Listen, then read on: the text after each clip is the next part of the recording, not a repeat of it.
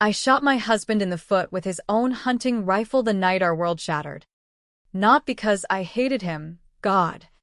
No.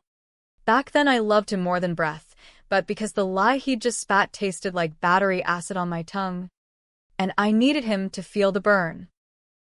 It was your fault, Sophia, he'd screamed, his face twisted like a bad caricature of grief, pointing at me as if I were the reaper who'd come for our boy.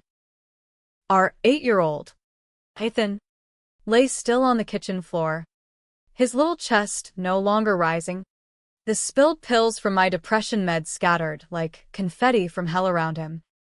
And in that moment, with sirens wailing closer, I pulled the trigger to make him shut up, to make the blame stick somewhere other than my soul. But here's the hook that no one saw coming. I didn't call 911. I let the neighbors do it. And when the cops hauled me away in cuffs, I whispered to Mark, "You win this round. But remember, I know what you did." That was 7 years ago, in the sticky heat of a Nashville summer, where the cicadas screamed louder than any courtroom echo. Mark and I had been high school sweethearts, the kind of story that makes Southern Baptists nod approvingly, prom king and queen, shotgun wedding after I got pregnant at 18, scraping by on his mechanic's pay, and my part-time gig at the local diner. Ethan was our miracle, born with Mark's dimples and my dark curls, the glue that held our fraying edges together. We weren't perfect, Lord knows.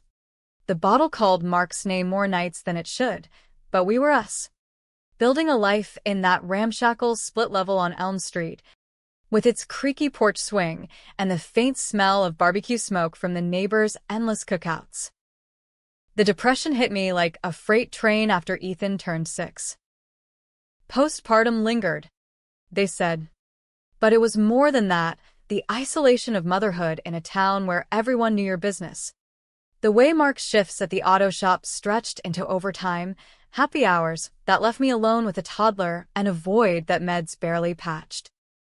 The doctor in Franklin prescribed Zoloft, then upped it when the fog didn't lift. I kept the bottles locked in the bathroom cabinet, high shelf, out of reach. Or so I thought. That afternoon, I'd run to the Piggly Wiggly for milk and cigarettes, my guilty vice, and left Ethan napping with the baby monitor on. Mark was supposed to be home by 3, but his text said he'd be late. Love you, babe. Kiss E for me. When I got back, the cabinet door hung open like a taunt. Ethan was on the floor, blue-lipped, a handful of white capsules clutched in his tiny fist. I dropped to my knees, screaming his name, pumping his chest like they'd taught in that one CPR class at church. But it was too late. The pills had melted into his bloodstream, and my boy was gone before the ambulance even turned onto our street. Mark burst through the door minutes later, reeking of cheap bourbon and motor oil, his eyes wild as he took in the scene. What the fuck? Sophia? You left him alone? With your goddamn suicide pills. I don't remember much after that, the paramedics prying me off Ethan's body, the flash of cop lights painting our walls red and blue, Mark's voice rising like a storm over the Gulf. She did this. She's always been unstable. In the interrogation room at the Davidson County Sheriff's Office, sweat pooling under my arms in that threadbare tank top, I signed the waiver without a lawyer. Negligent homicide, they called it. No intent, but enough carelessness to lock me up for 3 years in the women's facility upstate. Minimum security with its razor wire fences and group therapy circles where we swapped stories like trading cards of pain. Mark visited once. In the early days, his face gaunt under the fluorescent buzz, clutching a bouquet of wilting daisies like an apology he couldn't voice. I had to tell them the truth. Soft, he said, voice cracking. For Ethan. The judge bought it, probation instead of hard time. But you gotta own this. Own it. I'd swallowed the blame like those pills, choking on the shards, because fighting it meant dragging Ethan's memory through the mud of Mark's secrets. See, I knew why he'd been late that day. Not overtime. Not a flat tire on I-65. Mark had been at the Silver Dollar Saloon. Not with coworkers, but with her, Lila, the bartender with the peroxide hair and laugh like shattered glass. I'd followed him once, weeks before, parked my beat-up Corolla across the lot, watching through fogged windows as he cupped her face in the cab of his truck. Just a slip, he'd sworn when I confronted him later. On our knees in the living room, Ethan's drawings taped to the fridge like ghosts. For us, soft.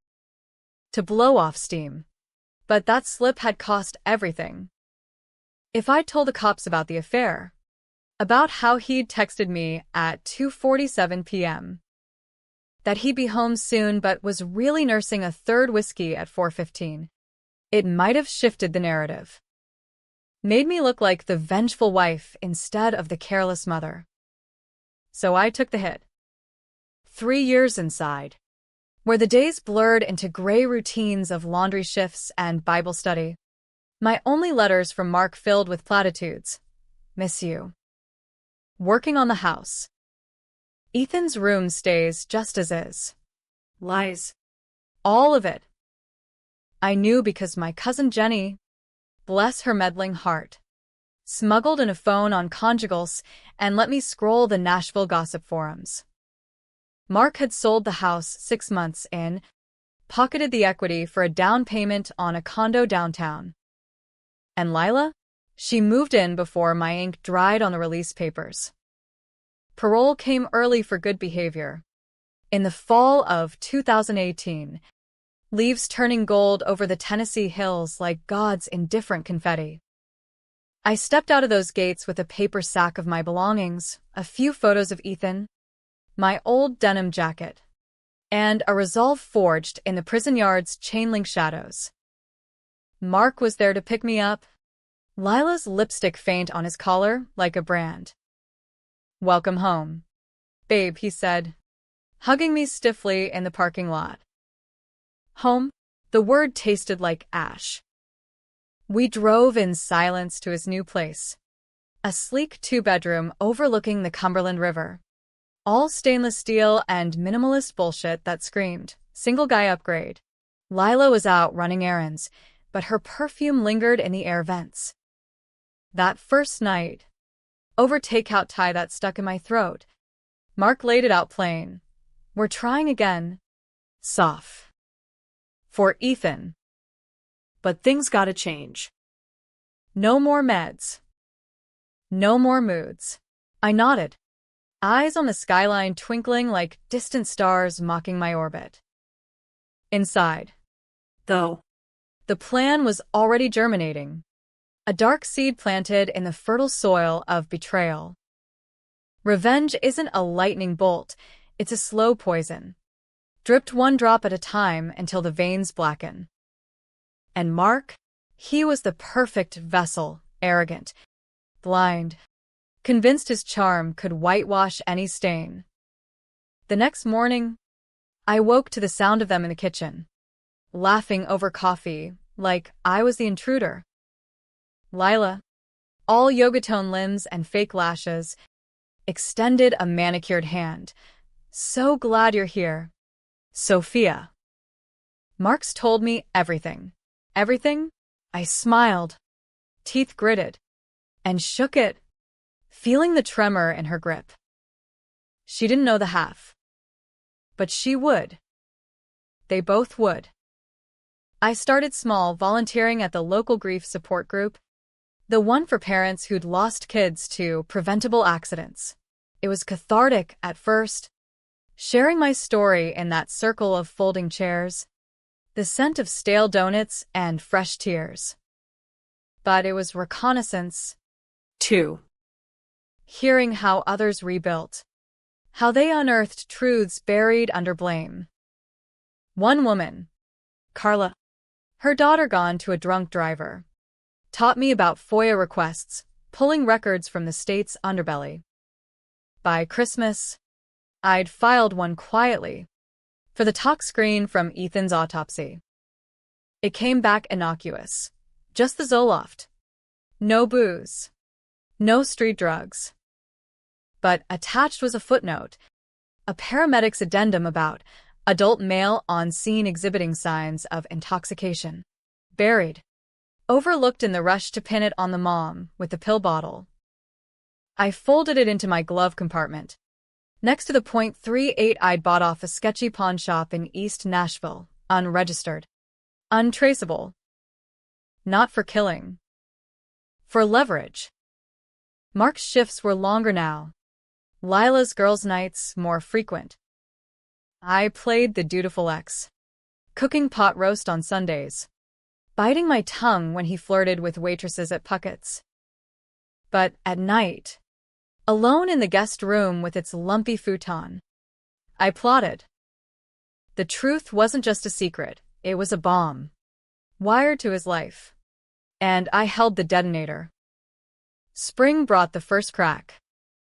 We'd gone to the cemetery for Ethan's birthday, me, Mark, Lila trailing like a shadow in her wedge heels sinking into the grass.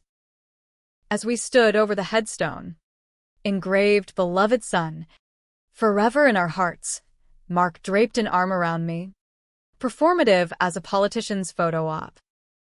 He'd be proud of you. Soft. Clean slate. I leaned into it, then whispered, hot against his ear. Clean? Like the silver dollar receipts I found in your truck that day. His body went rigid, the arm dropping like it had been burned. Lila shot us a glance, but I just smiled, arranging the daisies with trembling fingers. That night, he cornered me in the hallway, breath sour with Coors. You threatening me? After I took you back. Not a threat. Mark. A reminder. I held his gaze. The man I'd once seen as my anchor now just driftwood. He backed off, muttering about crazy bitches, but the seed was sprouting. Doubt. That's the first root of revenge, making them question the ground they stand on. Summer sweltered in like an old grudge, the humidity wrapping Nashville in a wet blanket that made every breath feel like surrender. I got a job at the library downtown, shelving romances and true crime paperbacks. The irony not lost on me as I thumbed through tales of scorned women and buried sins. It paid minimum wage, but it gave me structure, mornings sorting returns, afternoons researching on the public terminals, evenings home to Mark's escalating silences. Lila had started working from home as a realtor, her laptop perpetually open to Zillow listings. But I caught her on the phone once, voice low and urgent. Yeah, the ex is still crashing here. It's temporary. Temporary. Like my life was a lease he could evict at whim. I dove deeper into the records. FOIA be damned, I sweet-talked a clerk at the medical examiner's office. A tired woman named Rita with a smoker's rasp and a soft spot for moms like us. She slipped me the full file over coffee at the Frothy Monkey, a manila envelope thick as a bad novel. Inside, timelines, witness statements, and a grainy security cam still from the Silver Dollars lot, time-stamped 3:52 p.m. Mark's truck, unmistakable with the dented fender from that fender bender last winter, parked crooked next to Lila's Prius. No faces, but the shadows in the cab told their own story. This could have changed everything, Rita said, tapping ash into her saucer. DA might have looked at manslaughter. Intoxicated guardian absent during incident. I thanked her with a hug that smelled of menthols and mercy. Then burned the photo in the library's back alley dumpster, the flames licking up like tiny accusations. I didn't need proof anymore. I needed the weight of it. The unspoken gravity that pulled at Mark's edges. He was fraying, snapping at customers over carburetors, coming home with unexplained scratches on his knuckles. Lila. 2. Her smiles tighter, eyes darting like she sensed the storm brewing. One night, after a Titans game where Mark got too rowdy and spilled beer on my lap, I played my first card. We were in the living room, TV droning ESPN highlights, when I slid the envelope across the coffee table, not the full file, just a photocopy of the talks report, highlighted yellow around the paramedic's note. "What's this shit?" he growled, snatching it up. Lila hovered in the doorway, wineglass in hand, pretending not to eavesdrop. "Read between the lines." Honey. My voice was calm, iced tea sweet, but my pulse thrummed like bass at a honky-donk. He scanned it, face paling under the stubble, then crumpled it into a ball. Bullshit. They tested me?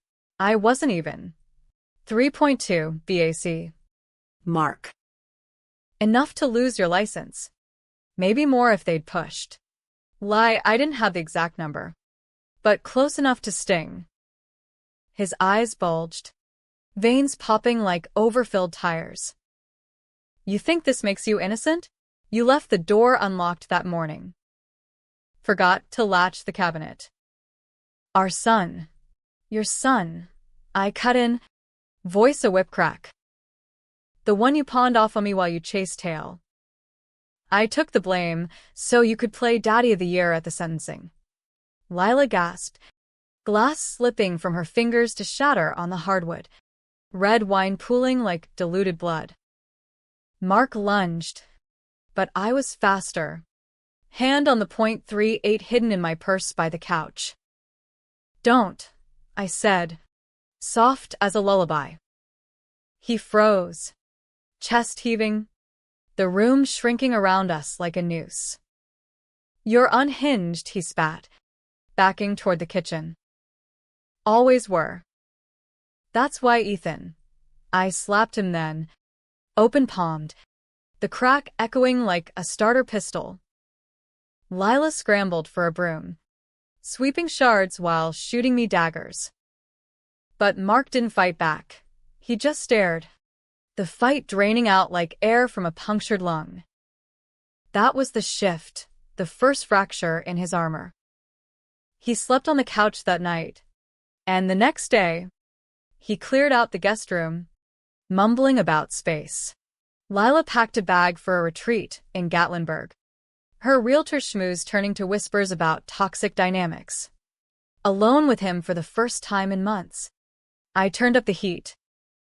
We drove to the cemetery under a sky bruised purple, thunder rumbling distant like God's own indigestion.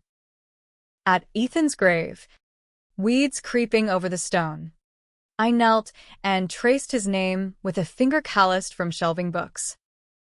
"He asked for you that morning. You know." "Where's Daddy?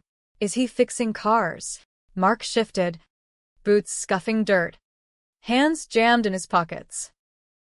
"I was working, soft. Providing for Lila's tab at the bar." I stood, slow, dust clinging to my jeans. "Or the abortion she had last year. The one you paid for with our emergency fund." That one was true, Jenny's intel, cross-referenced with bank statements I'd borrowed from his desk. His face crumpled, not with rage, but something uglier, shame, raw and writhing. "How? Does it matter? You blame me for popping pills when you were the one doping on denial." Rain started then, fat drops splattering the petals we'd brought, turning the earth to mud. He grabbed my arm, grip bruising. "You think this fixes it? Dragging up dirt? Ethan's dead because of you." I twisted free, rain masking the tears on my cheeks. "No, Mark. He's dead because you chose her over him. Over us. And I'll make sure everyone knows." I walked back to the truck, leaving him there, a silhouette against the gathering storm, the kind of man who'd sell his soul for a second chance he didn't deserve. Back home, the fight escalated into a cold war, him crashing at buddies' places, me fortifying the condo like a bunker. I changed the locks, installed a ring cam that pinged my phone with his late-night attempts to key in. The library job turned into full-time. Then I enrolled in night classes at MTSU for social work. Ironic penance for a woman who'd mastered manipulation.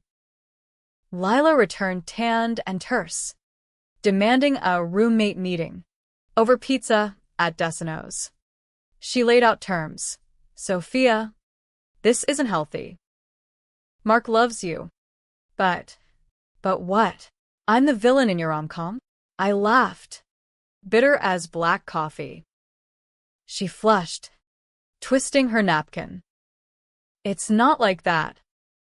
We were there for him when you were away. Away. Cute euphemism for prison, where I rotted because he needed a scapegoat. Mark. Silent across the booth. Picked at his crust.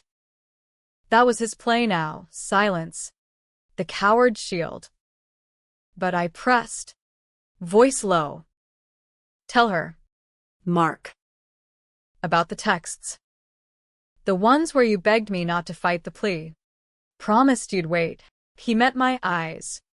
Finally, the blue faded like old denim. I lied to protect us. All of us. Lila's head snapped toward him. What texts?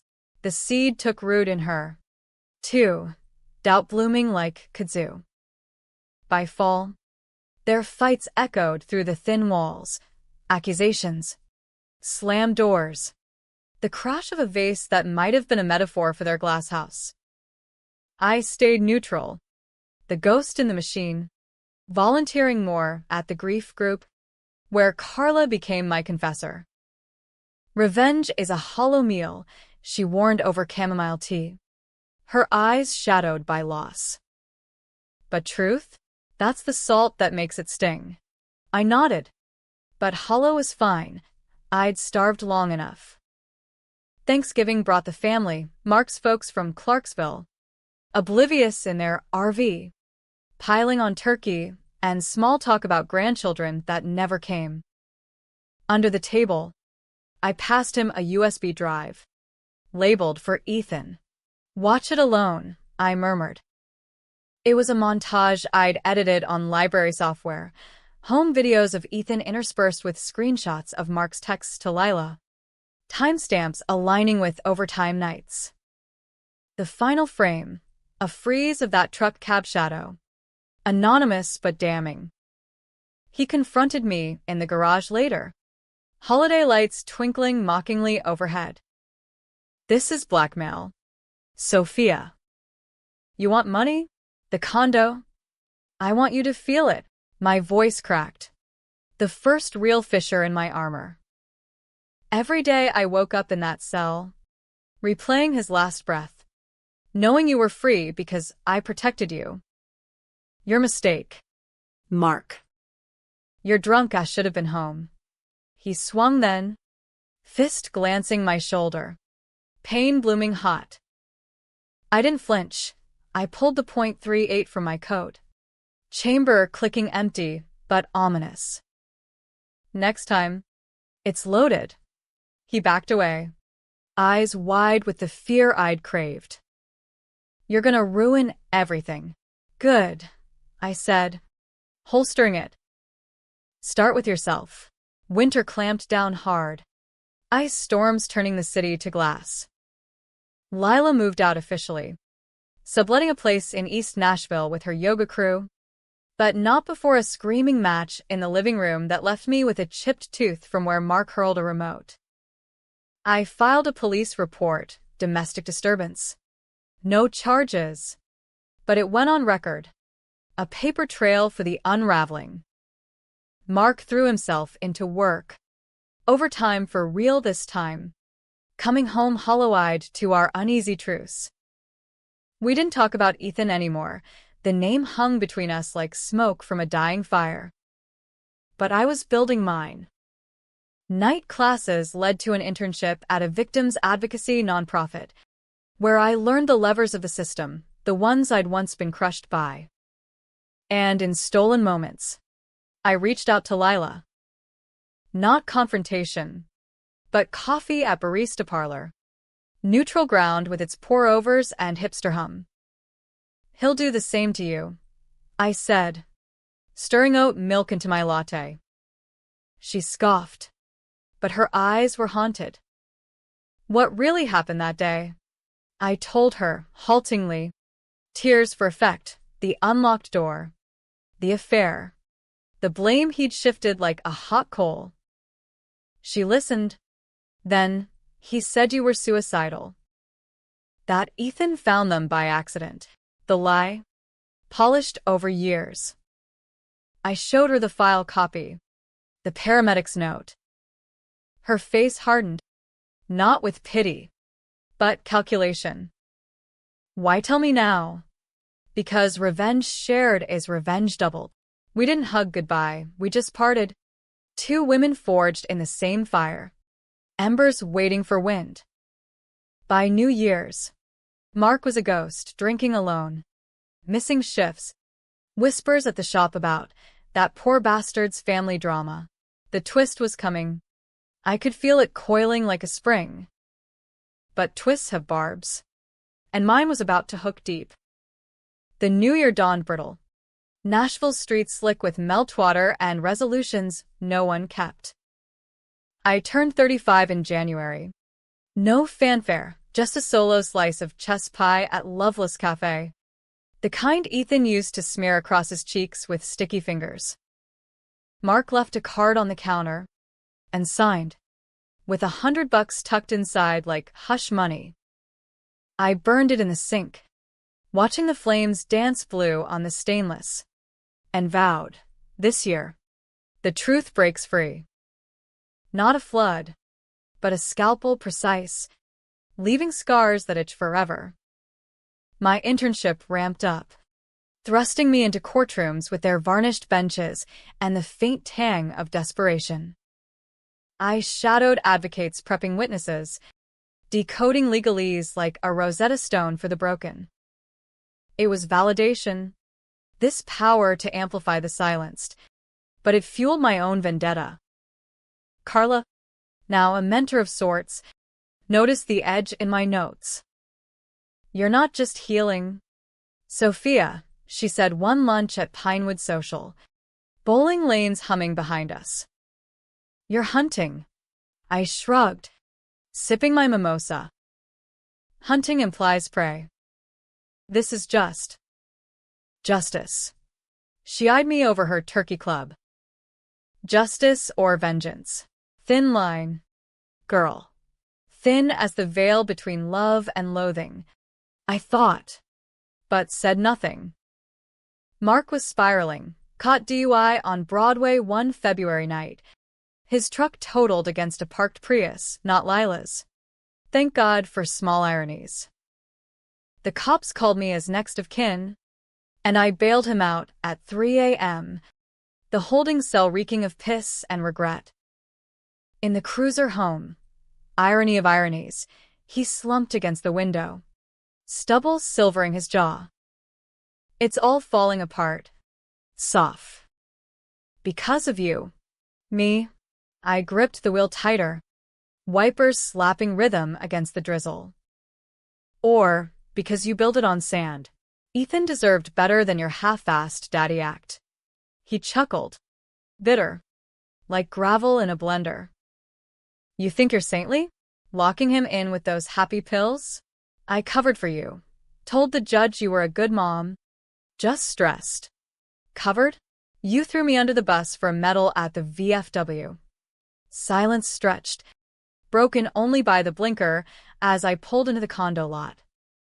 He lurched out, slamming the door, but paused at the stoop. Lila's pregnant. 3 months. We're giving it another shot. The words landed like buckshot, embedding deep. Pregnant. A do-over baby. Scrubbed clean of our ghosts. I laughed high, unhinged, echoing off the bricks. Congrats. Hope it's a boy, so you can fuck up round 2 proper. He flinched, door clicking shut behind him, but the hook was set. Lila pregnant? That changed the math. No more surgical strikes, this was scorched earth. I didn't sleep that night, pacing the balcony with its view of the river churning black. Texts to Jenny confirmed it, Lila's Insta stories glowing with bump pics. Captioned New Beginnings Baby Bump. The audacity burned. They were rewriting history. Me as the footnote. The troubled ex, who crashed their happily ever after. By dawn, I drafted the email, anonymous. Routed through a VPN I'd learned on a dark web forum, library, Wi-Fi has its perks. To the Nashville Banners tips line, local mechanic Mark Harlan blamed wife for toddler's overdose. But records show he was intoxicated at a bar during the incident. Affair with bartender. FOIA attached. I hit send at 6:47 a.m. Coffee bitter on my tongue. Then deleted the drafts like exhaling smoke. The story broke a week later. A quiet Friday when the Titans were off and the city hummed with cabin fever. Grief or guilt. New details emerge in 2016 child overdose case, the headline screamed. Pixelated on my phone during a deposition. Mark's face, grainy from his LinkedIn headshot, stared back under the byline. I scrolled in the courthouse bathroom stall. Heart jackhammering, the talks note. The silver dollar timestamp. They dug deeper. Bless investigative hacks. Quotes from a source close to the family about the affair. No names, but the dots connected themselves. Chaos erupted by lunch. My phone buzzed nonstop. Mark's number first. Voicemail slurring fury. You bitch. This is you. Isn't it? Ruining everything again. Then Lila. Voice shrill. How could you? The baby's kicking. Sophia. Kicking. I let them pile up. A digital tower of babble. Then texted back one line. Truth hurts less than lies. The nonprofit sent me home early. Family emergency. I lied and I holed up with a bottle of Pinot and Ethan's photo album. Pages sticking with the humidity of memory. Mark showed up at dusk, pounding the door like it owed him money. I let him in. .38 in my bathrobe pocket. Casual as a TV remote. He looked wrecked, eyes bloodshot. Shirt untucked. The banner printout clutched like a rosary. They're firing me. Soft.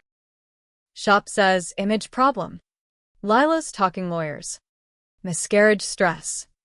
Miscarriage? My stomach twisted. But I kept stone. Poetic.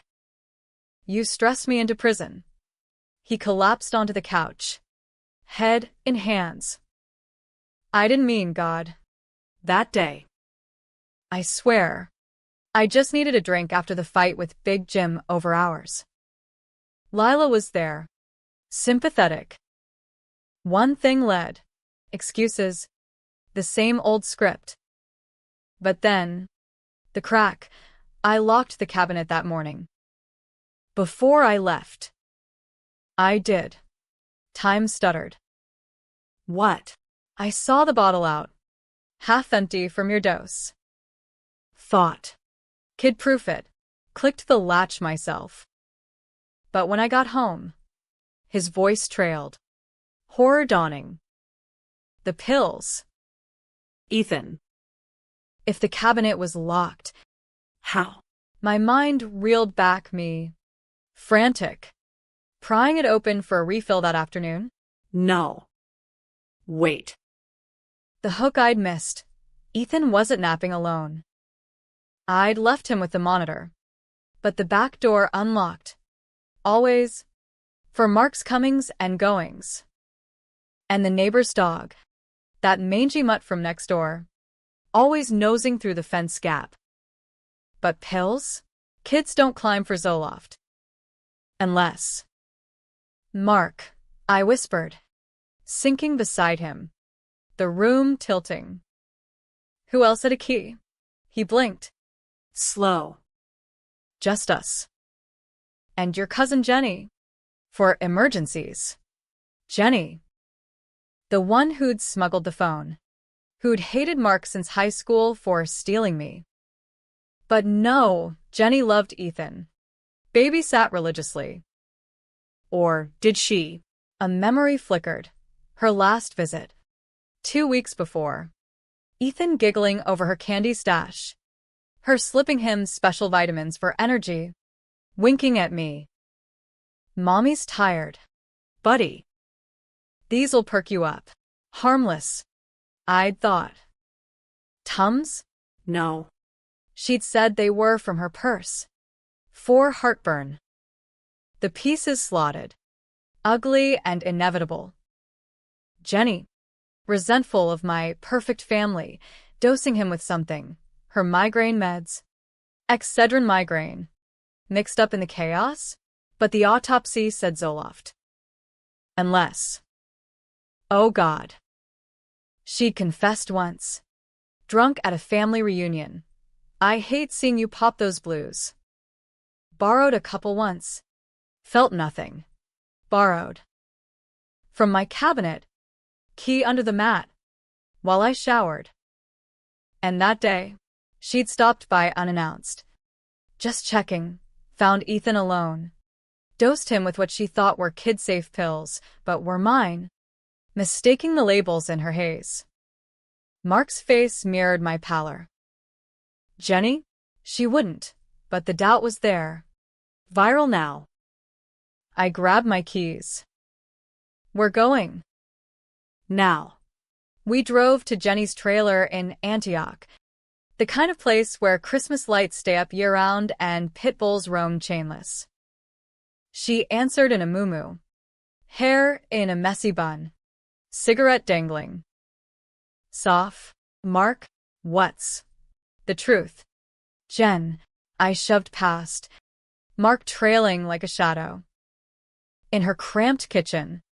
Formica peeling. I laid it out, the file. The timelines. The unlocked back door I'd forgotten in my grief. You were there. At 2:30. Ethan told me. Aunt Jenny played doctor. Her eyes widened. Ash dropping to the linoleum. He was fussy. I gave him one of yours. Thought it'd calm him. Like melatonin or something. The label said sleepy time, but it was your blues. I panicked when he wouldn't wake. Ran home. Called you from my landline, so it'd look like my fault. The words choked out. Venom and vomit. Mark roared. Lunging. But I held him back. Nails digging crescents into his arm. Jenny sobbed, collapsing at the table. I hated him. Soft. For what he did to you. The cheating. The way he left you drowning. I wanted to help. But I killed him. Confession hung heavy. The air thick as fryer grease. Mark retched into the sink. And I stood there. The Avenger unmasked. My revenge a boomerang carving my own flesh. Jenny. Not him. Or both, the betrayal layered. A Russian doll of sins. Why? I whispered. To free you. Her voice small.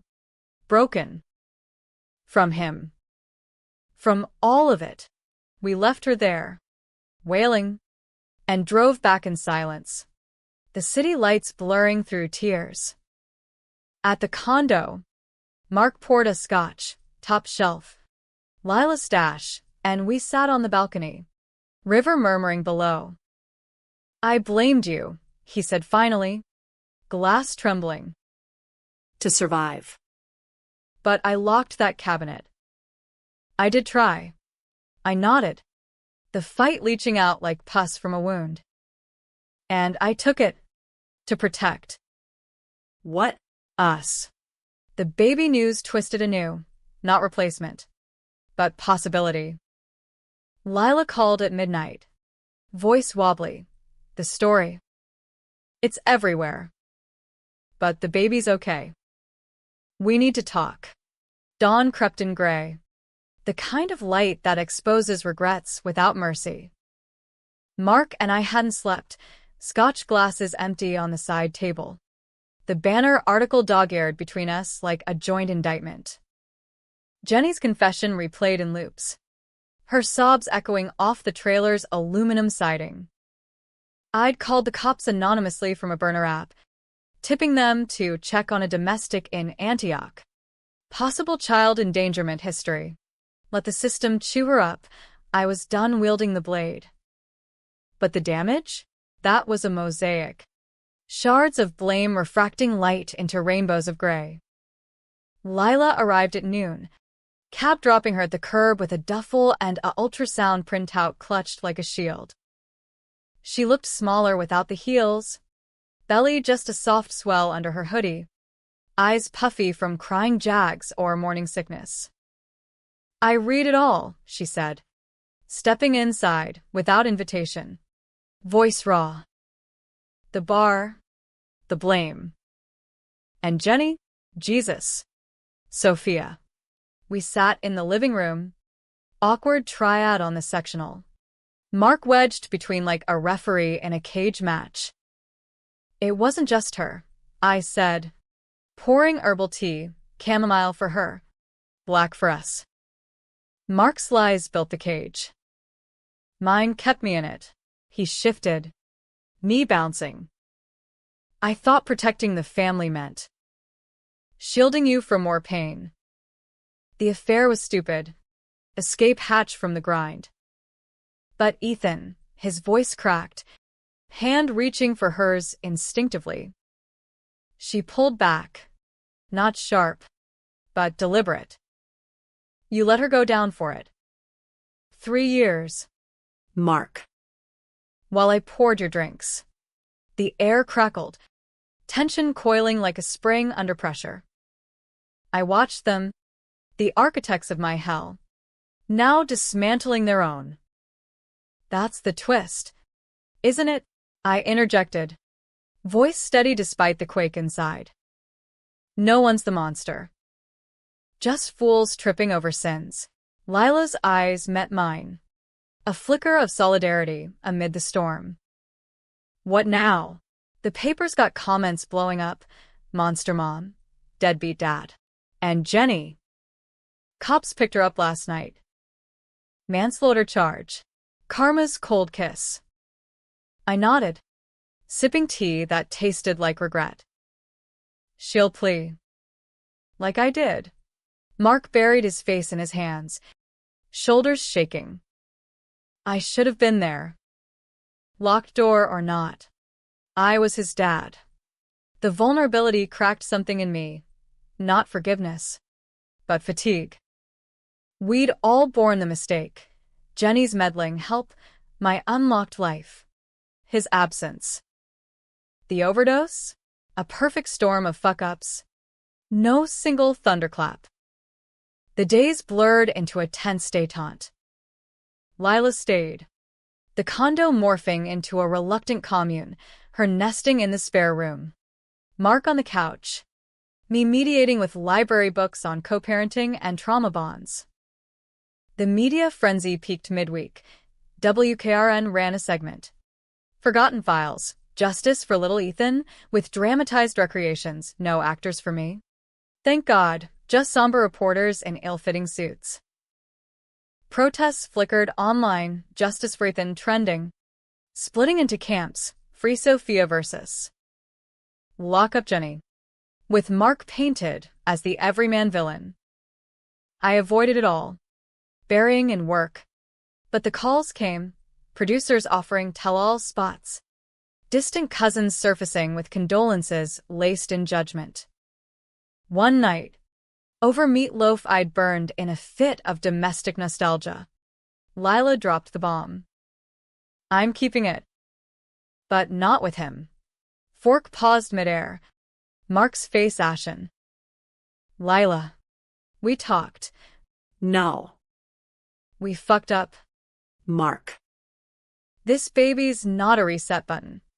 She turned to me, hand on her belly. Sophia. You get it.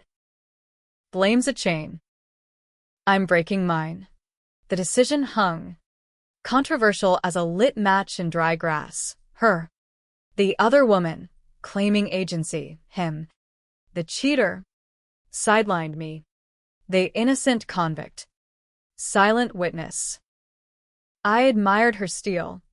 Forged in the same fire that tempered mine. Good for you, I said. Passing the peas. Mark stormed out. Tires squealing into the night, but returned at dawn, reeking of dive bar despair. Spring thawed the ice. Metaphor and literal. Dogwoods blooming pink along the Natchez Trace like hesitant apologies. Jenny's arraignment made local news, disheveled and orange. Pleading not guilty. Her lawyer spinning, tragic accident with a side of mental health crisis. I didn't attend, but sent flowers to the courthouse, lilies. White and funeral pure. With a card, truth sets free. Even the guilty. Morbid? Maybe. But closure's a jagged edge. Mark moved out officially in April, subletting a studio in Midtown with a futon and a fridge stocked with regret.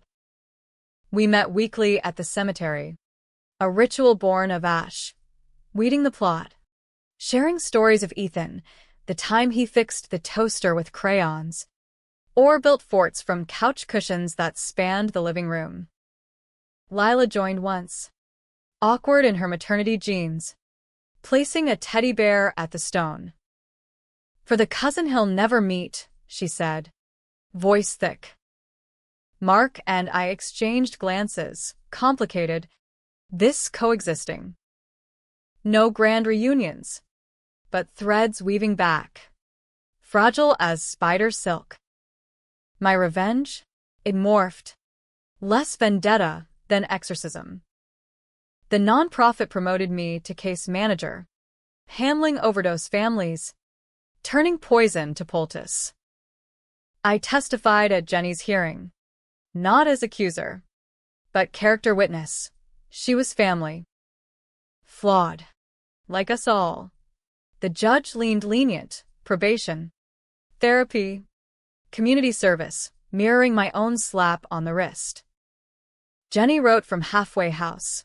You saved me. Soft. Oh, you my life. I burned it. Too. But softer this time. Controversy simmered online. Forums ablaze. Sophia's the real hero. Took the fall for a family of idiots. Versus. Enablers all. Ethan deserved better. It polarized. As planned. No clear villains. Just humans in the muck. Mark and I, we dated once. Tentatively, dinner at the farmhouse. Candlelight flickering over farm-to-table plates. I'm sorry, he said, reaching across the cloth. For the blame. For everything. I let his hand stay. Me too. For the gun. The leaks. Not absolution, but armistice. Lila gave birth in June. A girl named Harper Rose. 7 pounds of squall and wonder. We all met her in the hospital room. Balloons bobbing. The scent of Pampers and promise. Mark held her first. Tears carving tracks through stubble. Whispering, Auntie Soft's gonna spoil you rotten. I did. 2 tiny onesies from Belk. Bedtime stories via FaceTime. But the twist lingered. Barbed and unresolved. In July, a letter arrived. Postmarked from Jenny's facility. Not apology, but evidence. tucked inside. A photo, her and Ethan. 2 weeks before. Her hand slipping him not Tums, but a single Zoloft from her pocket. Thought it'd mellow him out, her note read. Like it does me. Borrowed from your purse last visit. The rest? He climbed for more, while I dozed on your couch. I swear. Soph, one was mine. The rest. His curiosity. The cabinet locked. But the purse on the counter. Unzipped. Pills peeking like forbidden candy. My depression bag. Left casual in the rush. Blame circled back my oversight. The ultimate enabler. I didn't tell them. Folded it into my journal. A secret scar. Revenge complete? Or just the illusion? We moved forward. Fractured family in a city of second lines. But the tension hummed. Dark undercurrent in every laugh. Every hug. Summer waned. Heat lightning forking the sky. And I stood on the balcony alone. Scotch in hand, not his. Mine. Harper's coups drifted from Lila's place down the hall. She'd kept the condo.